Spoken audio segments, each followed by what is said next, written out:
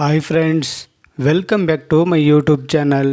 ನೋಡಿ ಫ್ರೆಂಡ್ಸ್, ಇವತ್ತಿನ ವಿಡಿಯೋದಲ್ಲಿ ನಟಿ ಡಾಲಿ ಅವರು ಅಭಿನಯಿಸಿರುವ ಕನ್ನಡ ಚಲನಚಿತ್ರಗಳ ಬಗ್ಗೆ ತಿಳಿಯೋಣ.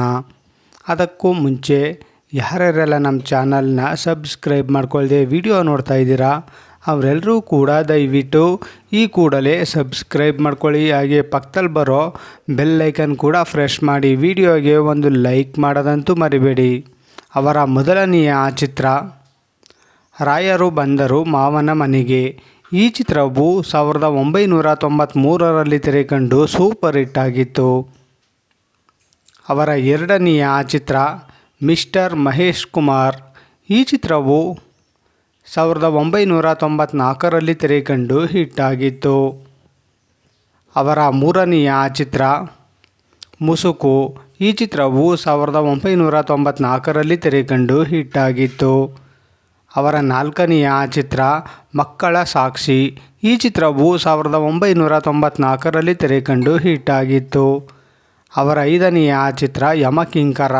ಈ ಚಿತ್ರವು 1995ರಲ್ಲಿ ತೆರೆಕಂಡು ಸೂಪರ್ ಹಿಟ್ ಆಗಿತ್ತು. ಅವರ ಆರನೆಯ ಚಿತ್ರ ಚಿರಂಜೀವಿ ರಾಜೇಗೌಡ. ಈ ಚಿತ್ರವು 1995ರಲ್ಲಿ ತೆರೆಕಂಡು ಹಿಟ್ ಆಗಿತ್ತು. ಅವರ ಏಳನೆಯ ಚಿತ್ರ ಹನಿಮೂನ್. ಈ ಚಿತ್ರವು 1996ರಲ್ಲಿ ತೆರೆಕಂಡು ಹಿಟ್ ಆಗಿತ್ತು. ಅವರ ಎಂಟನೆಯ ಚಿತ್ರ ಮಿಸ್ಟರ್ ವಾಸು. ಈ ಚಿತ್ರವು 1996ರಲ್ಲಿ ತೆರೆಕಂಡು ಹಿಟ್ ಆಗಿತ್ತು. ಅವರ ಒಂಬತ್ತನೆಯ ಚಿತ್ರ ರ್ಯಾಂಬೋ ರಾಜ ರಿವಾಲ್ವರ್ ರಾಣಿ. ಈ ಚಿತ್ರವು 1996ರಲ್ಲಿ ತೆರೆಕಂಡು ಹಿಟ್ ಆಗಿತ್ತು. ಅವರ ಹತ್ತನೆಯ ಚಿತ್ರ ಕಲಾವಿದ.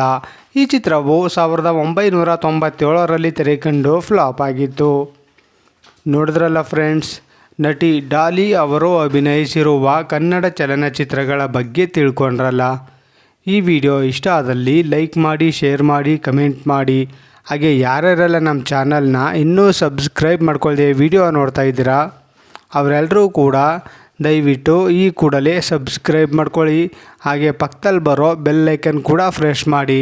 ವಿಡಿಯೋಗೆ ಒಂದು ಲೈಕ್ ಮಾಡೋದಂತೂ ಮರಿಬೇಡಿ. ವಿಡಿಯೋ ನೋಡಿದ್ದಕ್ಕೆ ಧನ್ಯವಾದಗಳು.